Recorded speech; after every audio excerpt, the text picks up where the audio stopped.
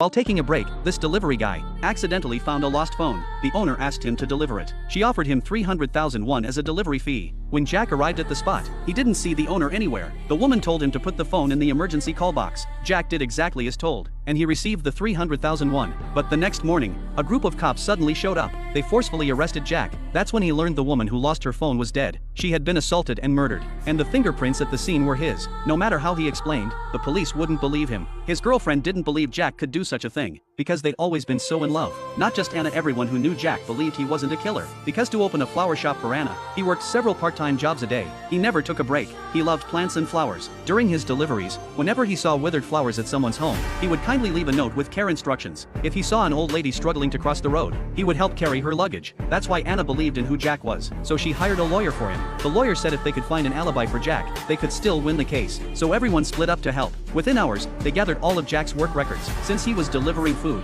it was easy to track his movements. That's when they realized how hard he had been working. He'd barely rested for even a moment. The lawyer confidently said with this evidence, Jack would soon be released. Everyone was happy to hear the case could be won. But once the trial began, something unexpected happened. It turned out Jack had once delivered food to the victim. Normally, delivery runs are very quick, but the security footage showed he stayed for 7 minutes. That made Jack recall the scene. That time was spent writing down flower care tips for a resident. He explained that he thought a potted plant was placed in the wrong spot. That kind of plant could only handle half a day of sunlight, so he moved the pot to a better place and wrote down care instructions for it. That's why he stayed a bit longer. It sounded like a weak excuse, but the opposing lawyer didn't press on. Instead, they presented a second piece of evidence. The footage showed Jack dragging a suitcase, hurrying down the street. That suitcase was the one he carried for an elderly woman. But the suitcase had a dark story. It was the very same suitcase the killer used to dump the body. Jack was completely stunned. When he finally realized it, he knew he'd fallen into a trap, because everything was way too coincidental. And his fingerprints were indeed on the victim's phone. Jack tried desperately to explain himself, but the more he talked, the more the evidence pointed straight at him. Seeing Jack still insisting he was innocent, the opposing lawyer dropped another bombshell. They found Jack's DNA inside the victim's body.